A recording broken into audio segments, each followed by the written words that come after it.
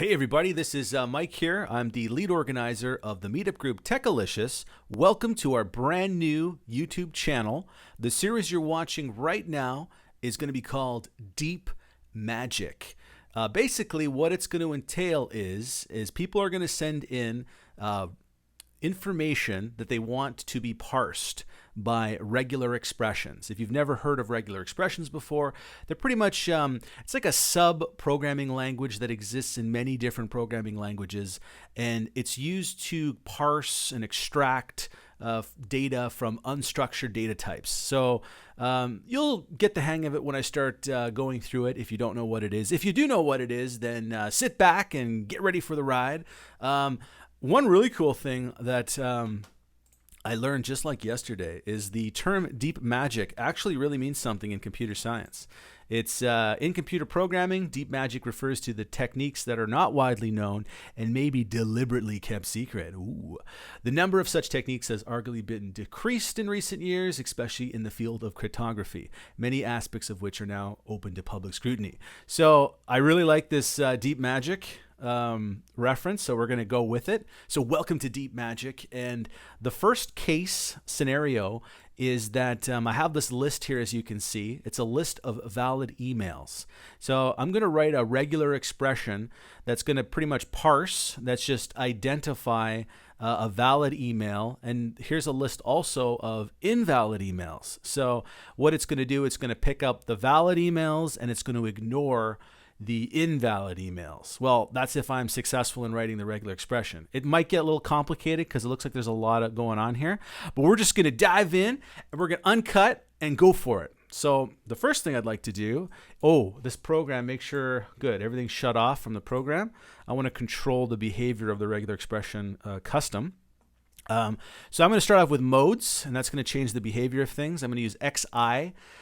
X is free space mode, and I is for case insensitivity. Free space mode means I don't have to write everything on one big line. I can actually do multi-lines, but the only drawback to that is that spaces now no longer can be used as they were before. You actually have to escape spaces because we're in free space mode. Okay, so let's do this. So let us see here. What can we do? So right off the bat, I know there's letters in these things. So we get it. This is not the match that I want, but we're got to start somewhere. Let's see if I do something like this. We start getting some interesting things. So numbers are invalid emails as well. What these are, this is called a character class, and this is a range. So A to Z means anything from A to Z. 0 to 9 means anything 0 to 9. Since I'm using the case insensitivity, the lowercase a to z also works. You could also use this as well. It's a shortcut for it, but I like to have finer control, so I'm not doing that. Okay, so as we can see, we got a bunch of matches. So it looks like you can use pluses in emails. I didn't know that. We can use periods. The reason why I'm escaping the period is because this is considered a wildcard in regular expressions. So it would basically match almost any character but I think a new line. So let's see. We got this. Oh yes, underscores. That's good. Dashes. Perfect. So we pretty much matched everything pretty well all the way up to and including the @ sign, which is all good things. Yeah, pretty much all of our use cases of our valid email addresses have been satisfied. Let's look at the invalid. Okay, so let me see here. Is there anything that I have to... Oh, the dot. Yeah, there's this one here. Because this would match this for sure, and it did. So what I have to do is I should do, what do you think? I can do a negative look behind. Negative look behind is basically going to say that it basically looks behind and says match if this is not there kind of thing. So this no longer should match down here. Yeah, see, no, wait, where is it? Yeah, this one no longer matches. But we're going to, so that's if I put this period here, it doesn't match anymore. But you know what? It's going to match if it's on the other side of the @ sign as well. So I'm going to have to do something like a negative look ahead. So we're going to do the same idea, but going the other direction. Now that no longer matches. Okay, that's good. So far, so good. This means it has to match at least once in order for it to make this valid. So you can't have an email with nothing in the beginning and then just an @ sign. You can't have that. And this means it's by default greedy in nature, and it turns it into non-greedy. I'm not going to go into that, but I'm going to do more courses on regular expressions to explain all what this stuff means. This is more so me just figuring it out. I'm just kind of talking out loud as I do it. My thought process.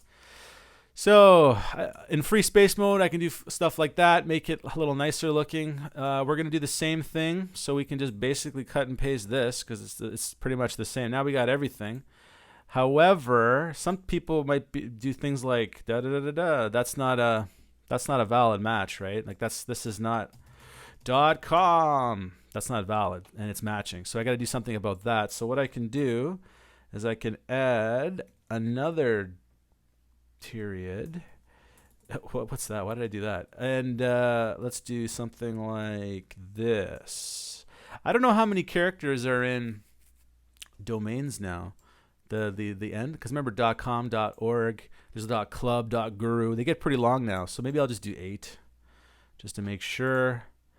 And what we'll do is we'll say that this here, we'll do a negative look ahead and say that, oh no, let's do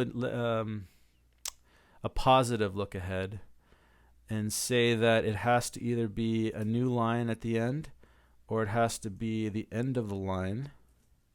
What I'll do is I'll turn this into multi-line mode. So usually there's the caret and then there's the $, which depicts the beginning and the end of something. But this makes it per each line. So it's basically, otherwise it'd have to be at the end of the file. It doesn't matter if you don't know what I'm talking about, but I can explain that later in a future tutorial as well. Let's see here. So far that's good. That's good. Let's also do a space just in case. And then let's see. What if I do A to Z, 2 to 6? Actually, let's remove that space because it got kind of strange there. Okay, sure. So it's either a new line or at the end because this matches what's going on. The use case has been fulfilled. The only one that doesn't match is this because I goofed it up and I do that, and now it matches and everything's fine. So pretty much I've constructed a regular expression that fulfills our requirements and matches all of our use cases. Now we got to look at our invalid use cases to make sure I'm not doing something, matching something I'm not supposed to. Oh, look at this. Yeah, example at example. So I guess the way I can fix this up is, oh, look at this one. It starts off with this, eh? That's not good either. Okay, so I got to fix these two. So how do I do that? Good question. Let's make it so, let's fix this one first because this one will be easy. So let me just add something to the beginning and just say it has to start with a letter or a number. And let's go start. So that took that away. Oh, it can start with one of these two, eh? Underscore. So there we go. I guess I could have tried a negative look around, but this is okay. Yeah, okay. So that's basically meets all the use cases so far. Oh, a dash. That's right. So we took care of that here with the period, but we have to add a dash, so those don't pop up either. So there we go. So we have a couple more at the bottom. It looks like we're doing pretty good in terms of we've matched everything we had to match, which is okay. If you're making a program and you want to find things that kind of look like emails, you did a pretty good job right now because you're matching quite a bit of stuff right now. And yeah, not too shabby. Oh, I didn't even say what program I'm using. I'm using a program. I'm on a Mac and I'm using a program called REGEX RX. It's in the App Store. It's like $9. $5 or something. Love this program. It's nice and visual, nice big blocky, cartoony. Love it. Okay, so I've pretty much done a good job so far, I think. Now what else is there? Oh my gosh, look at this. Double.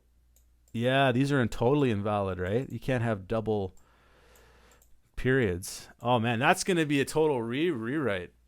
That's wacky. Okay, that's all that. I wish I looked at that in the beginning. Okay. Well, what I'm going to do for now is I'm not going to go any further. I'm going to do for my next video, or I'm going to fix this because this is going to be, we're going to have to do like, oh my gosh, that's going to be tough. That's going to, with just pure regular expressions, that's going to be tough. It's doable, but that's a challenge.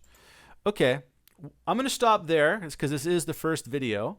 And I'm going to, actually, you know what I'm going to do? If you have a solution to deal with the double periods, let me know. Or if you have a better way of doing this, or if you have any questions, leave comments below. I just signed up for this channel, and it seems like you're not allowed to do like those, like customize your URL until you get 500 subscribers. That's totally new. They never did that before. That's like a new thing. So please like and subscribe to this video if you enjoyed it, of course. And if you have any kind of questions, or if you want me to parse your unstructured data types, just you can email me, and my email is tech@alicious.club. I'd be happy to create, because I love making these things. This is so much fun for me to make these things. So if you ever have any issues or anything, just totally let me know. And that's about it for now. That was the first video, not too shabby. And I guess I'll see you in future videos. Take care.